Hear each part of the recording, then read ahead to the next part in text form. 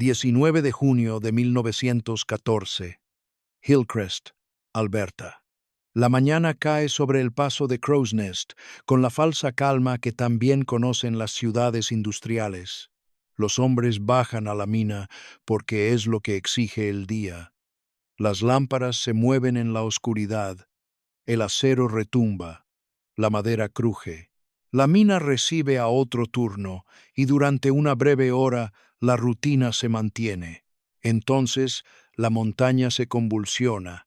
Aproximadamente a las 9:30 de la mañana, la mina Hillcrest explota con tal fuerza que la onda expansiva atraviesa las galerías subterráneas y resuena con fuerza hacia el exterior. El sonido no es un simple crujido, sino un rugido profundo y demoledor, seguido de otra explosión violenta, como si la tierra golpeara desde dentro de sus propias costillas. Humo, polvo, madera destrozada y aire revuelto brotan de las entradas. El suelo tiembla. Los edificios de la superficie se estremecen. Los hombres que están en la superficie caen al suelo por una presión invisible. Por un instante, todo el lugar parece absorber llamas y exhalar ruina. Bajo tierra no hay tiempo para comprender, primero, el calor, luego la fuerza, después una oscuridad tan completa que borra la distancia, la dirección y la esperanza. El polvo de carbón llena el aire y convierte la respiración en dolor. El olor a pólvora quemada, madera chamuscada, metal caliente y gas se extiende por los pasadizos. Las lámparas se apagan, caen rocas del techo, las vigas se quiebran. Algunos hombres mueren en el acto, otros son estrellados contra las paredes, sepultados bajo los escombros o quedan con vida el tiempo suficiente para asfixiarse con el aire residual, el aire envenenado que sigue a una explosión y culmina lo que la explosión comenzó. Afuera, la espera comienza casi de inmediato. Las esposas oyen la detonación antes de que nadie pueda explicarla. Los niños observan a los adultos correr hacia la entrada de la mina y comprenden, por la velocidad y el silencio, que algo definitivo ha ocurrido. En un pueblo de aproximadamente 1,000 habitantes, casi todas las familias tienen a alguien trabajando en la mina. Al final del día, 189 mineros han muerto. Menos de 50 hombres salen con vida. En la superficie, nadie puede apreciar aún la magnitud total de este desastre evitable. Solo ven humo que sale de las galerías, estructuras destrozadas y los rostros de hombres que intentan regresar a una mina convertida ya en tumba. Esta es la historia del desastre de la mina Hillcrest. Hillcrest existe porque el carbón no se considera una opción, sino una necesidad. En 1914, la industria del carbón de Alberta era un motor fundamental de la economía provincial, produciendo más de 3,17 millones de toneladas ese año, aproximadamente el 27% de la producción total de Canadá, y dando empleo directo a más de 8,000 personas, la mayoría trabajando bajo tierra. Los ferrocarriles lo demandaban, los hogares lo quemaban para calefacción. Talleres, calderas y plantas industriales dependían de él. En las cuencas carboníferas del sur de Alberta, los pueblos surgen donde las vetas son gruesas y el transporte es posible. El paso de Crow's Nest no se construyó en torno al paisaje, sino en torno a la extracción.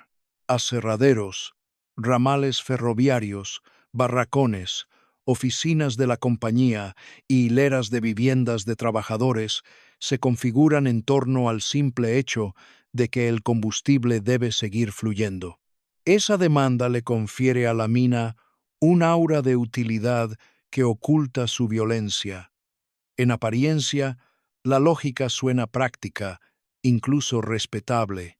El carbón calienta las cocinas durante el invierno. El carbón impulsa las locomotoras que conectan los asentamientos de las praderas con los mercados y los puertos. El carbón contribuye a la construcción de la vida industrial de la joven provincia. En lenguaje público, esto es progreso. En lenguaje de la clase trabajadora, es supervivencia. Un minero no baja a la mina porque el trabajo sea noble. Baja porque se necesitan salarios para el viernes, porque el pueblo minero se construye en torno a una sola nómina, porque los niños necesitan botas y porque el hambre es menos abstracta que el metano. La industria se presenta como constructora de la nación, pero su realidad cotidiana es sudor, polvo negro en la garganta, dolor en las articulaciones y la constante certeza de que el salario se gana dentro de un sistema que puede aplastar a un hombre sin previo aviso. Así es como el peligro se vuelve cotidiano. La mina no se promociona en la ciudad como una máquina letal. Se presenta como trabajo y el trabajo como estabilidad. Ese es el primer engaño. El segundo es la presión operativa. Cuando la producción es tan importante, la paralización se convierte en un problema financiero antes que en una decisión de seguridad. La propia mina Hillcrest permanece inactiva durante 2 días debido a la sobreproducción, y luego envía a 237 hombres de vuelta al subsuelo para reanudar el trabajo la mañana del 19 de junio de 1914. La producción se detiene, pero la presión no. Si este tipo de historia industrial te interesa, suscríbete aquí, porque la verdadera historia comienza donde termina el orgullo oficial, en la brecha entre lo que la industria promete en la superficie y lo que exige a los trabajadores que soporten bajo tierra. Y una vez que el carbón se vuelve esencial, el sistema construido para extraerlo ya no puede permitirse el lujo de la cautela. Tiene que seguir funcionando, incluso cuando las condiciones subterráneas ya presagian algo mucho peor. Una mina de carbón no necesita un caos visible para ser mortal. Puede parecer casi ordenada. En Hillcrest, la maquinaria funciona, las lámparas se mueven, el sistema de transporte traquetea y las vigas soportan su peso con un crujido seco que los mineros aprenden a interpretar como si fuera el clima. Las ruedas de acero raspan sobre las vías. El polvo se adhiere a las botas, las mangas, los párpados y la garganta. El aire transporta el olor mezclado de tierra húmeda, aceite, humo de pólvora de voladuras anteriores y metal caliente trabajado durante demasiado tiempo. Para alguien que está en la superficie, la operación sugiere rutina. Para los hombres de abajo, la rutina es simplemente un peligro que aún no se ha manifestado. La mina se asienta sobre capas de carbón y roca que forman entradas, galerías y frentes de trabajo, todos conectados por conductos de ventilación diseñados para mantener el aire en movimiento y evitar la acumulación de gases. Es un sistema construido para parecer estable mientras extrae combustible de una veta que se resiste a cada paso. Técnicamente, el peligro es sencillo de explicar, pero brutal en la práctica. La minería del carbón genera polvo fino. Parte de este se deposita en pisos, vigas, repisas y soportes del techo hasta que la mina misma queda cubierta de combustible. El metano, liberado naturalmente de las vetas de carbón, puede acumularse en bolsas donde la ventilación es débil o interrumpida. Por sí solos, estos peligros son suficientemente graves. Juntos forman una cadena. Una pequeña ignición puede encender el metano. La presión de esa chispa puede elevar el polvo de carbón depositado al aire. Una vez suspendido, el polvo arde con una velocidad explosiva, propagando la llama y la fuerza mucho más allá del punto de ignición original.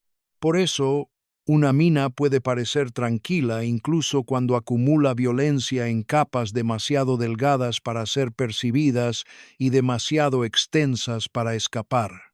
En Hillcrest, hallazgos posteriores y análisis históricos apuntan precisamente a estas condiciones. Una mina polvorienta, gas peligroso y problemas de ventilación lo suficientemente graves como para convertir una sola ignición en una muerte masiva. Los hombres que trabajan en este sistema no necesitan lecciones sobre riesgos. Viven en él cada turno. Sienten la vibración de los vagones cargados a través de las suelas de sus botas. Manejan picos, colocan cargas, palean carbón, vigilan sus lámparas y confían en que el ventilador, los conductos de ventilación y la gerencia en la superficie cumplen con su cometido.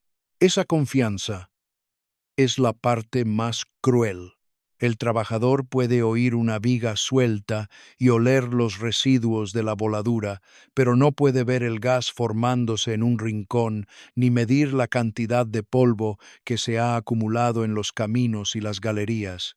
Aún así, la mina le pide que avance. Y las partes más letales de ese sistema siguen siendo aquellas que nadie puede ver hasta que empiezan a moverse. Las cosas más letales en una mina de carbón suelen ser aquellas que no dejan huella en la oscuridad. Al principio no se anuncian con llamas. Se acumulan silenciosamente, se asientan suavemente y esperan. En Hillcrest, el peligro acecha por capas. El metano se filtra naturalmente de la veta de carbón y se acumula en bolsas donde la ventilación no logra disiparlo. El polvo de carbón se deposita sobre todo, en el suelo, en las vigas, en las repisas, en la superficie rugosa de las paredes, incluso en las herramientas que los mineros sujetan con las manos desnudas o medio enguantadas. Se extiende de forma tan uniforme que empieza a parecer inofensivo, como si formara parte de la mina misma. El aire se vuelve denso con el calor, los residuos de pólvora, el olor a roca húmeda, el humo de las lámparas, el sudor y el metal desgastado por la fricción constante. Las botas raspan, los vagones traquetean, los picos golpean. En algún lugar de ese ruido cotidiano ya se están gestando condiciones fatales. La mina no necesita un caos visible, solo necesita la negligencia que se permite que se convierta en rutina. Técnicamente, la cadena es simple. El metano es explosivo cuando se mezcla con el aire en la proporción adecuada. El polvo de carbón, al ser perturbado y suspendido, también arde con extrema rapidez. Una ignición puede desencadenar la otra.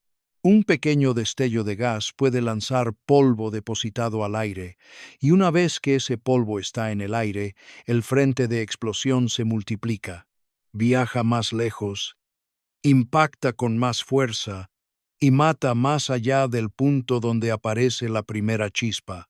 Por eso, una mina puede parecer manejable en un momento y convertirse en una fosa común al siguiente.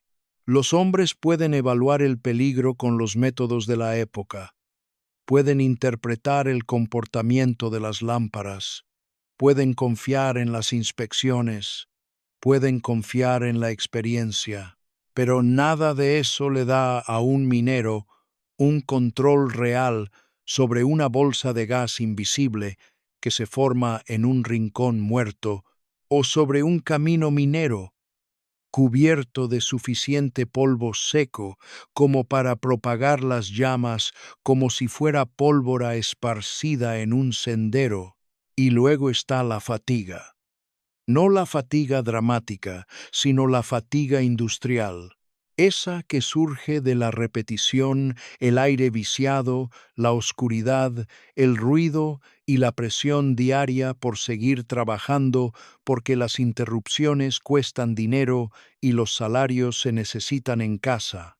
Un hombre cansado percibe menos, una inspección apresurada ve menos, un gerente bajo presión de producción tolera más. Esa es la mentira de la detección. La creencia de que, como el peligro se conoce en teoría, se puede controlar en la práctica. Los trabajadores comprenden el miedo. Lo que no controlan es el sistema que lo rodea. No pueden rediseñar el flujo de aire, reducir la producción, ni clausurar un distrito inseguro por su propia cuenta. Entran de todos modos, porque la alternativa es el hambre. Y Hillcrest no es el primer lugar donde el gas, el polvo y las señales de advertencia ignoradas se tratan como problemas separados hasta que los muertos demuestran que son uno solo. Hillcrest no nació inocente. Los muertos ya hablaban a través de las minas de carbón mucho antes de junio de 1914, pero la industria oía cada advertencia como si perteneciera solo al último hoyo en la tierra donde fueron enterrados los hombres. En febrero de 1902, en Coal Creek, cerca de Fernie, una explosión mató a 128 mineros. La fuerza arrasó las galerías y con ella apareció el patrón familiar. Llamas, polvo, gas, derrumbe, asfixia, rescate en aire envenenado. 2 años después, en 1904, otra explosión en Michelle, Columbia Británica, mató a 7 hombres más.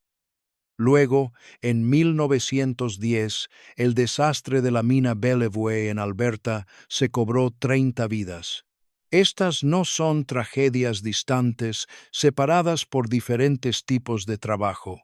Surgen del mismo paisaje industrial, del mismo corredor de montaña, de la misma cadena básica de peligro. El polvo de carbón se asienta, el metano se acumula. La ventilación se debilita o falla donde debería proteger. Una ignición se convierte en muchas muertes. Las distancias entre estos lugares se miden en vías férreas, valles y familias trabajadoras que ya conocen el sonido de la sirena de la mina que pasa de la rutina al dolor. Técnicamente, el patrón es brutalmente consistente. La extracción subterránea de carbón crea condiciones explosivas a menos que se controle el polvo, se mantenga un flujo de aire fuerte y el peligro se trate como un sistema en sí mismo, no como un inconveniente. Una bolsa de gas por sí sola es suficientemente mortal. El polvo por sí solo es combustible a punto de estallar. Juntos representan una amenaza para toda la mina. Esta realidad no se oculta en 1914. Es conocida en la práctica, consta en las conclusiones de las investigaciones y permanece en la memoria de los mineros que se trasladan de un campamento a otro con los funerales del pasado aún frescos en su mente. Lo que falla no es la comprensión en abstracto. Lo que falla es la voluntad de interrumpir la producción con la suficiente contundencia, durante el tiempo suficiente y con la suficiente antelación para evitar que se repita. Por eso, estos desastres evitables se describen con tanta frecuencia como aislados. El aislamiento protege a la gerencia. El aislamiento protege a los inversores. El aislamiento convierte un patrón en una serie de infortunios locales en lugar de una acusación regional, un problema puntual, un mal turno, una mala decisión en la planta baja. Nunca la maquinaria completa en la superficie, que sigue aceptando condiciones que ya han demostrado ser letales en otros lugares. El lenguaje de la separación se convierte en una forma de negligencia. Permite que cada nueva explosión llegue disfrazada de sorpresa. Para los trabajadores, la lección es más dura. Conocen los nombres: Coal Creek, Michelle, Bellevue. Conocen el olor a humo de pólvora, madera mojada, vapores de lámparas y polvo que se les mete en la nariz y la garganta después de un turno. Saben que las advertencias de ingeniería se pueden presentar, discutir y diluir mientras los hombres siguen entrando en la veta a la mañana siguiente. Y cuando se niega un patrón durante demasiado tiempo, no se queda dentro de la mina. Los persigue hasta casa, esperando en la entrada de cada calle de la compañía. Hillcrest no se alza junto a la mina, se alza gracias a ella.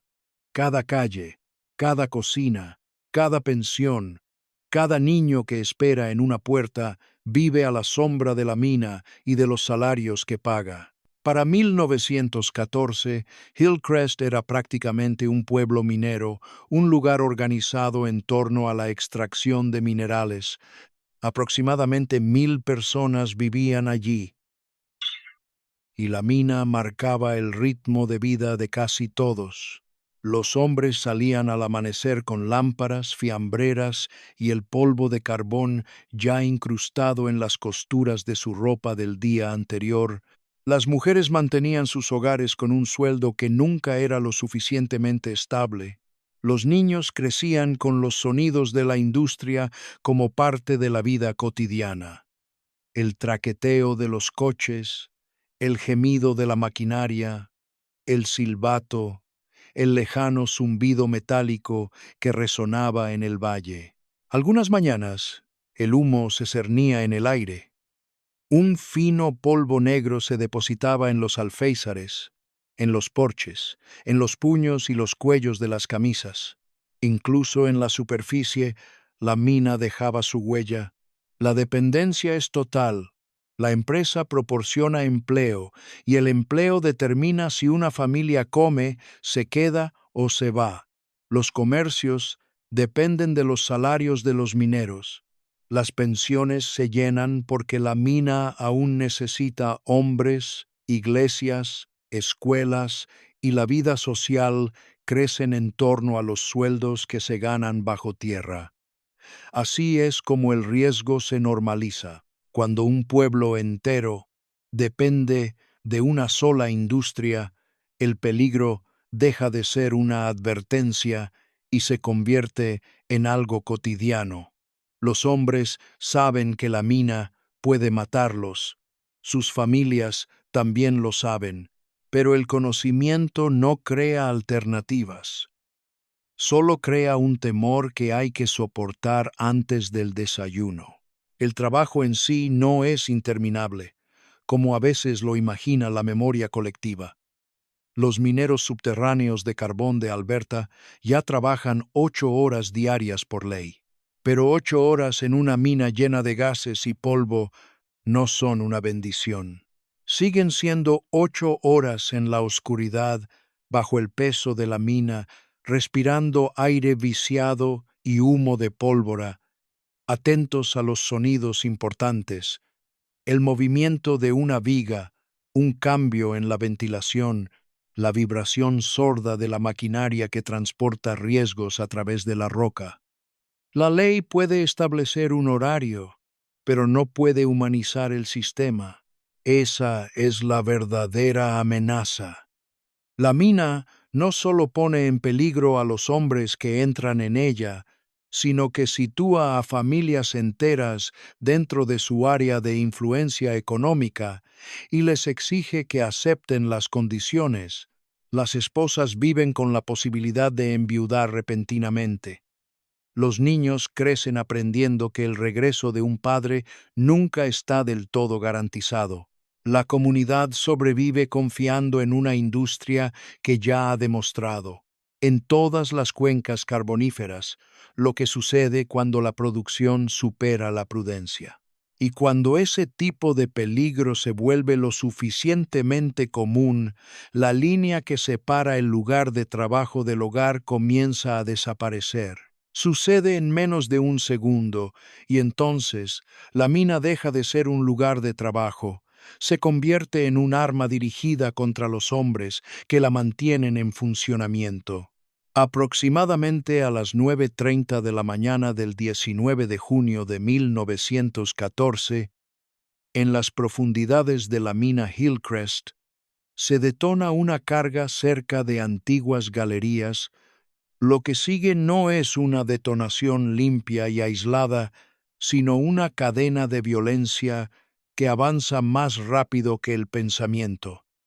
Primero llega la ignición, luego la presión, después las llamas que se propagan rápidamente por los pasadizos llenos de polvo, los hombres que manejan herramientas, cargan carbón, revisan vigas o mueven vagones, no tienen tiempo para prepararse y casi no tienen tiempo para comprender. En un instante se escucha el ritmo familiar del trabajo subterráneo, el raspado de las botas sobre la piedra, el traqueteo metálico de las ruedas sobre las vías, el golpe sordo del trabajo realizado a través de la roca. Al instante siguiente, el aire mismo golpea técnicamente. La secuencia es simple y despiadada. El gas metano, liberado naturalmente de la veta de carbón, se inflama. Ese primer destello crea una onda de presión lo suficientemente fuerte como para levantar el polvo de carbón depositado en pisos, soportes de techo, repisas y vigas. El polvo se convierte en combustible en suspensión. Una vez suspendido, arde con una velocidad explosiva, transportando calor y fuerza mucho más allá del punto donde comienza la explosión. Por eso, una mina que parece tranquila puede ser mortal a escala de toda la mina. La explosión no se queda donde comienza. Se propaga por las galerías, alimentándose de las condiciones ya existentes debido a la acumulación de polvo, la protección inadecuada y un sistema que prioriza la rutina sobre la prevención. Para los hombres que están bajo tierra, la experiencia es inmediata y física. El calor golpea la piel y los pulmones, el polvo les llena la boca y los ojos. El rugido es tan violento que casi se convierte en una presión dentro del cráneo. Las vigas se quiebran, caen rocas, las lámparas se apagan. El olor a pólvora quemada, madera chamuscada, metal caliente y gas impregna la oscuridad. Algunos mineros mueren en el acto, destrozados por la fuerza del impacto o aplastados por el derrumbe. Otros sobreviven a la primera explosión solo para ser alcanzados por el aire residual, el aire venenoso que queda tras la explosión. Intentan arrastrarse, gritar, tantear una pared, encontrar un camino, encontrar a otro hombre, encontrar cualquier cosa que aún los lleve hacia arriba, pero en condiciones de oscuridad total, con las entradas destrozadas y la respiración convertida en agonía, la orientación misma comienza a desaparecer. En la superficie, la explosión derriba a los trabajadores y daña las estructuras cercanas al pozo. Bajo tierra, la posibilidad de escapar se reduce casi de inmediato de minutos a instantes, de instantes a instinto, de instinto a la nada absoluta.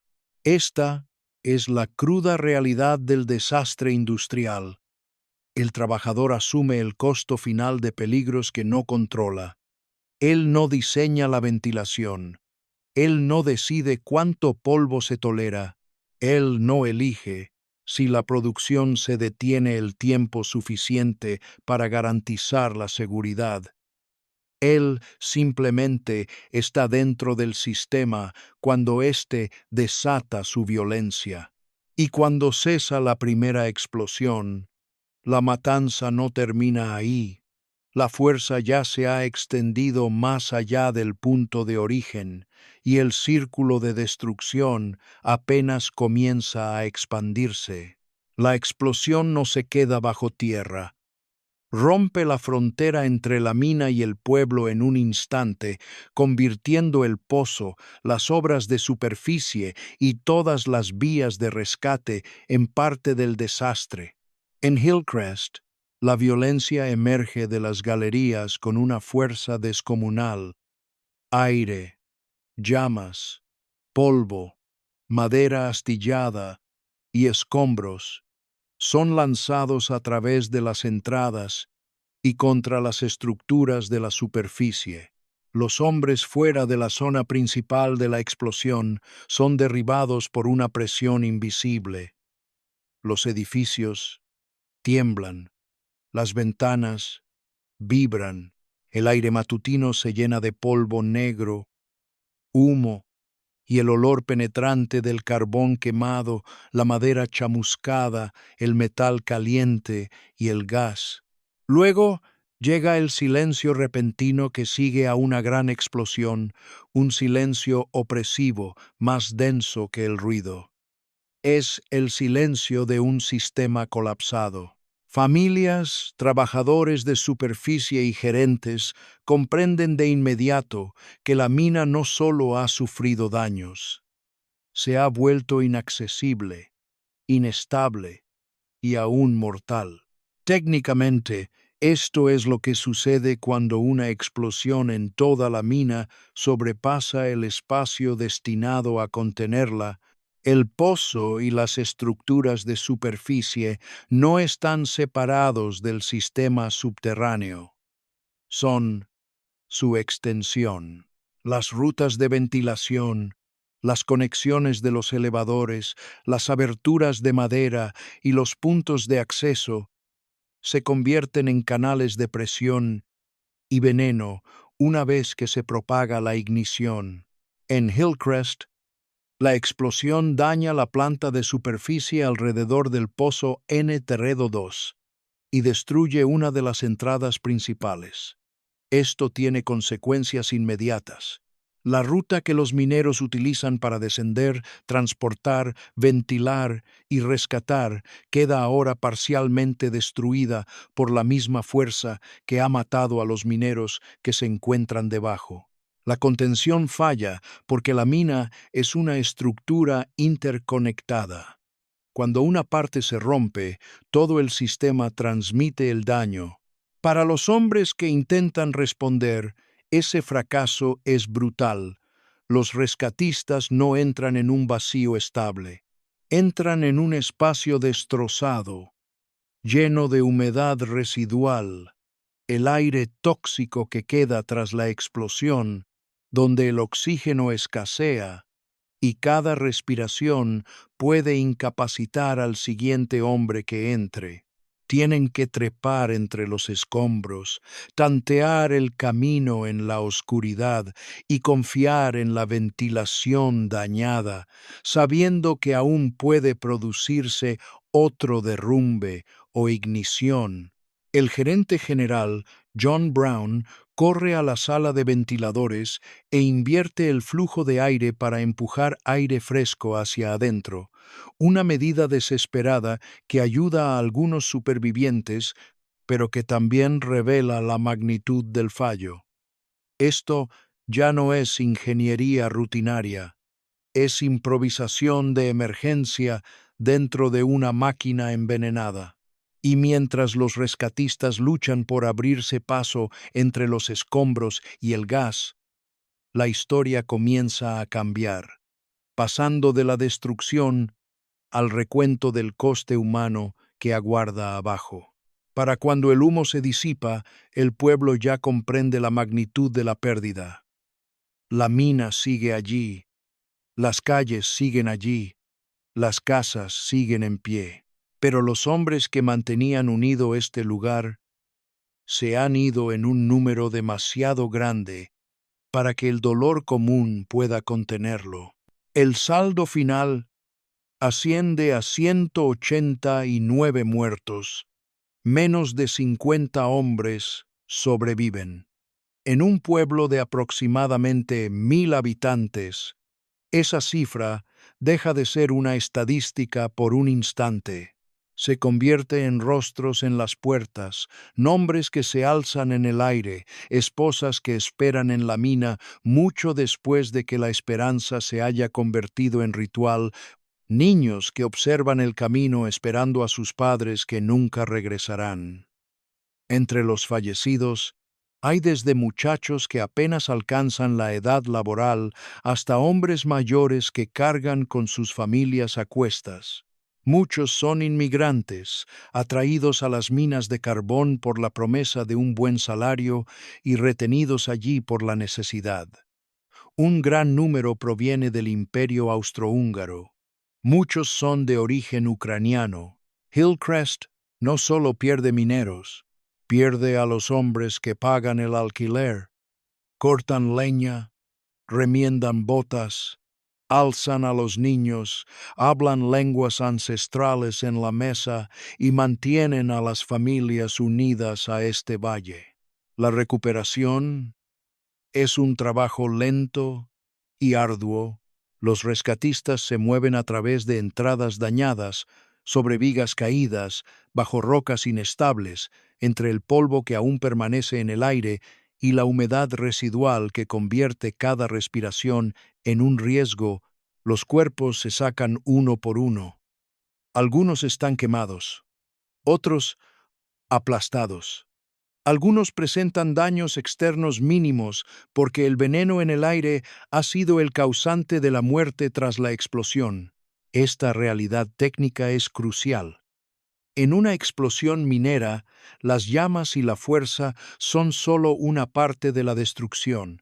La humedad residual acaba con los hombres que sobreviven a los primeros segundos. Llena galerías, cámaras y frentes de trabajo con gases sofocantes, convirtiendo la supervivencia en un margen cada vez menor de aire y tiempo. El pueblo empieza a contar a los supervivientes por los huecos que quedan en los hogares.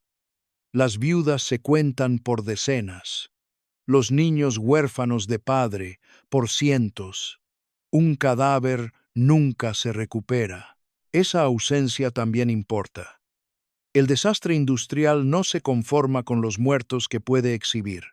A veces se queda con uno, dejando a una familia sin siquiera la certeza de un entierro definitivo. Y así cambia el ambiente del pueblo. Ya no reina el pánico, sino el duelo organizado por la necesidad.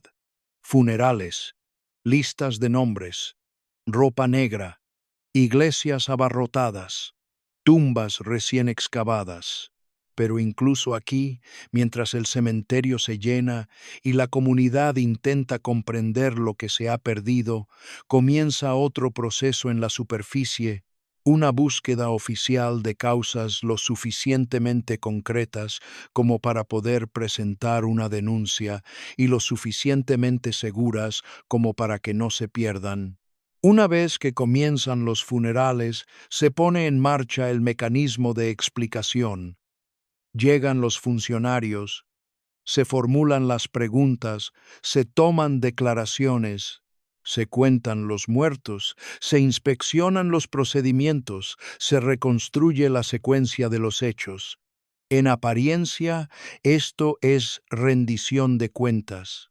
En la práctica, suele ser la primera etapa de la reducción de la investigación. En Hillcrest, la investigación establece hechos importantes. Se identifica la ignición de metano como el origen probable. Se reconoce que el polvo de carbón no es una simple contaminación ambiental, sino un combustible. Se entiende que la explosión se propagó más allá de un único punto de origen, ya que la presión eleva el polvo depositado en el aire, y una vez suspendido, las llamas pueden propagarse por la mina con una velocidad devastadora.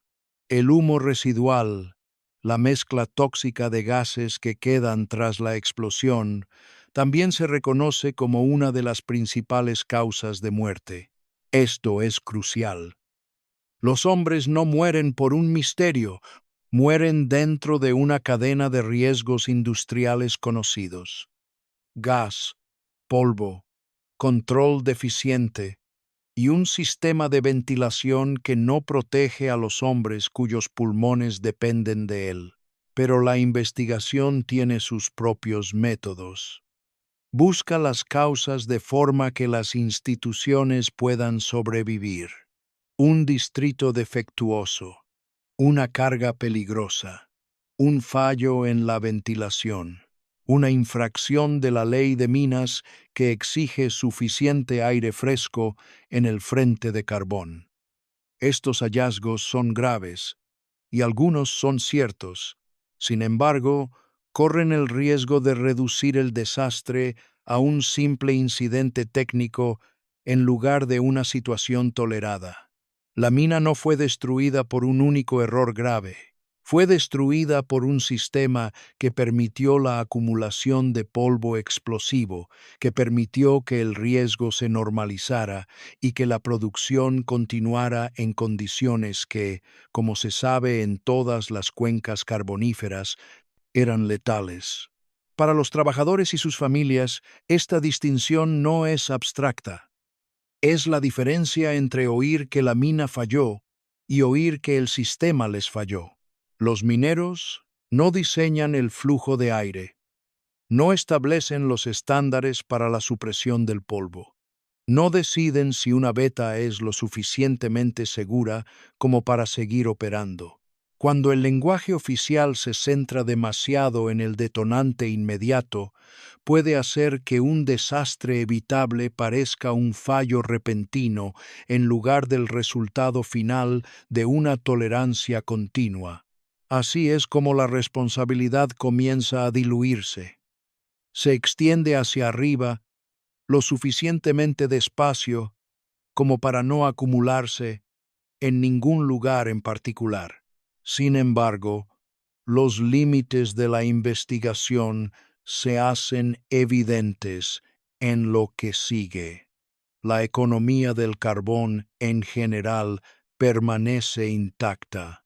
La lógica de la extracción permanece intacta. Hillcrest en sí misma no se vuelve inviable para quienes se benefician de ella.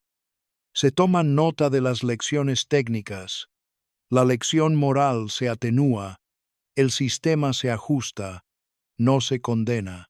Ese es el verdadero límite de muchas investigaciones industriales. Revelan lo suficiente para explicar lo ocurrido, pero no siempre lo suficiente para proteger a los vivos. Y una vez que ese patrón se establece, la siguiente pregunta ya no es cómo sucedió, sino por qué se permite que siga ocurriendo. Los funerales terminan, pero la mina permanece. Las tumbas se llenan, la ropa negra se guarda, y la mina sigue ahí, a las afueras del pueblo, como una orden permanente. Esta es la parte que la historia industrial suele suavizar. Los hombres no siguen trabajando bajo tierra porque se malinterprete el peligro. Siguen trabajando porque la estructura económica que los rodea no les deja margen para negarse. El carbón tiene que seguir moviéndose. Los ferrocarriles siguen quemando combustible. Las casas siguen necesitando calefacción. Las nóminas de las empresas siguen determinando quién come y quién se queda atrás. En una ciudad construida en torno a la extracción, el duelo no suspende la necesidad, la agudiza. Las viudas necesitan dinero. Los niños siguen necesitando botas y comida. El alquiler no se detiene por el luto. La mina, incluso después de una muerte masiva, sigue siendo la mayor fuente de ingresos. Así es como un desastre evitable sobrevive a su propia exposición, no demostrando ser seguro, sino siguiendo siendo necesario para aquellos con menos opciones. Técnicamente, la lógica es tan fría como la maquinaria. Detener la producción cuesta dinero. La limpieza profunda cuesta dinero. Una mejor ventilación, inspecciones más estrictas, una mejor supresión del polvo y paradas efectivas cuestan dinero. El retraso en sí mismo cuesta dinero, pero el costo de la vida de un minero a menudo se absorbe de manera diferente, repartido entre compensación, entierro, mano de obra de reemplazo y el arrepentimiento oficial. El balance no habla en términos morales, habla en términos de continuidad. Si un sistema puede continuar, generalmente lo hace. Por eso las lagunas regulatorias son tan importantes. Una ley en papel es una cosa. Su cumplimiento bajo tierra es otra. Una mina puede cumplir con el lenguaje de seguridad sin dejar de operar dentro de un margen de tolerancia peligroso, porque los mineros en el frente de carbón no controlan el estándar final que decide si el turno continúa. Para los trabajadores, esta es una forma de impotencia que no siempre se ve dramática desde afuera. Se ve como regresar a la sala de lámparas con un nudo en el estómago. Se ve como respirar polvo con un ligero sabor metálico y seco, oír el traqueteo de los vagones, sentir la vibración en la roca y saber que el sistema ha enterrado a hombres antes. Se ve como llevar el miedo en silencio, porque el miedo no cambia el silbato, la nómina ni la veta. Si has visto otra industria donde se les pide a los trabajadores que acepten el peligro porque detenerse se considera más costoso que la seguridad, déjalo en los comentarios. Hillcrest es una historia minera, pero su estructura más profunda es más amplia que un valle y un siglo. Por eso sigue ocurriendo. No porque la advertencia sea confusa, sino porque es más fácil recordarla que obedecerla. Y cuando una sociedad acepta ese trato con suficiente frecuencia, los muertos son recordados con respeto, mientras que las condiciones que los mataron siguen siendo inquietantemente familiares. La pregunta final, entonces, no es si Hillcrest es trágico, sino ¿qué cambia? Si es que cambia algo, la tragedia, la explosión termina en minutos. Sus consecuencias, no. Mucho después de que el polvo se asiente sobre Hillcrest, los muertos siguen marcando el valle con más fuerza que muchos de los hombres que lo gobernaron. Algunos cambios se producen. Los métodos de rescate mejoran. El control del polvo se toma más en serio. La ventilación, la inspección y la seguridad minera reciben una atención renovada, ya que la magnitud del desastre evitable es demasiado grande como para ignorarla por completo. En Alberta y en toda la minería del carbón canadiense, Hillcrest se convierte en uno de los nombres que refuerzan la comprensión pública de lo que realmente significa el riesgo industrial sin control. La lección no se escribe primero en el lenguaje político, sino en los funerales, en los cementerios, en los hogares que de repente extrañan a los hombres que los alimentan. Así es como a menudo comienzan las reformas en las industrias extractivas, no con previsión, sino con los muertos ejerciendo presión desde el pasado. Pero la cruda realidad es que el cambio llega de forma desigual y nunca como una redención completa. El sistema en general permanece intacto. El carbón aún tiene que transportarse. Los inversores aún esperan rentabilidad. Los pueblos construidos en torno a una industria siguen dependiendo de los salarios que se ganan en las peligrosas minas. Hillcrest en sí no se convierte en un lugar sagrado en ningún sentido práctico. La minería continúa, y en 1926 otra explosión en Hillcrest mata a 2 hombres más. Este hecho importa porque desmiente la reconfortante mentira de que una gran catástrofe enseña automáticamente lo suficiente como para evitar que se repita. No es así. Un desastre puede recordarse con reverencia y aún así no lograr erradicar las condiciones que lo produjeron. Técnicamente, la lección es clara y siempre lo ha sido. El metano, sin una ventilación adecuada, es peligroso. El polvo de carbón, sin una supresión estricta, es combustible. La producción, sin la capacidad de detenerse por seguridad, es una vulnerabilidad organizada. Nada de esto es misterioso. La violencia surge de permitir que estas condiciones coexistan hasta que una sola ignición convierte el trabajo rutinario en una muerte masiva. Esa es la acusación permanente. Así pues, el significado conmemorativo de Hillcrest no es abstracto, es práctico. Cuestiona si una industria valora lo suficiente a las personas que la integran como para interrumpir las ganancias antes de que comience la matanza. Cuestiona si las advertencias deben obedecerse o simplemente registrarse. Cuestiona si la memoria es ceremonial o útil. El cementerio permanece. Los nombres permanecen. La ausencia permanece en cada relato del pueblo. Si esta historia te acompaña, que lo haga por la razón correcta, no porque el desastre sea dramático, sino porque los trabajadores merecen ser recordados con precisión, seriedad y claridad moral. Hillcrest deja una lección escrita en polvo, gas, madera rota y silencio. Cuando un sistema trata la vida humana como secundaria a la producción, los muertos no desaparecen, se convierten en la evidencia.